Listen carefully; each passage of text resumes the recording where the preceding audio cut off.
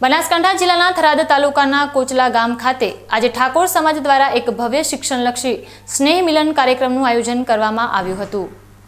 રાહ તાલુકા કક્ષાના આ કાર્યક્રમમાં ગુજરાત વિધાનસભાના અધ્યક્ષ શ્રી શંકરભાઈ ચૌધરી વિશેષ ઉપસ્થિત રહ્યા હતા। સમાજમાં શિક્ષણનો વ્યાપ વધે અને યુવાનો પ્રગતિ કરે તેવા ઉમદા હેતુથી યોજાયેલા આ કાર્યક્રમમાં મોટી સંખ્યામાં સમાજના અગ્રણીઓ અને યુવાનો ઉમટી પડ્યા હતા। કોચલા ગામે યોજાયેલા આ સ્નેહ મિલન કાર્યક્રમમાં ઠાકોર સમાજના આગેવાનો અને મહિલાઓની પ્રેરણાદાયી ઉપસ્થિત જોવા મળી હતી। સમાજના આગેવાનો દ્વારા વિધાનસભા અધ્યક્ષ શંકરભાઈ ચૌધરીનું ભાવભર્યું સન્માન કરવામાં આવ્યું હતું। આ પ્રસંગે શંકરભાઈ ચૌધરીએ ઠાકોર સમાજની શિક્ષણ પ્રત્યેની રુચિને બિરદાવતા સમાજના શૈક્ષણિક ઉત્થાન માટે 26 લાખ રૂપિયાની માતબર ગ્રાન્ટની જાહેરાત કરી હતી।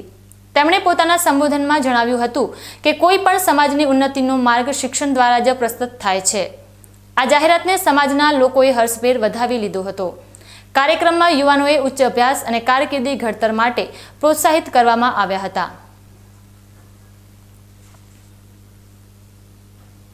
ઠાકોર સમાજ દ્વારા આયોજિત આ સ્નેહ મિલન કાર્યક્રમ માત્ર એક સંમેલન નહીં પરંતુ સમાજ પરિવર્તનની દિશામાં એક મહત્વનું ડગલું સાબિત થશે।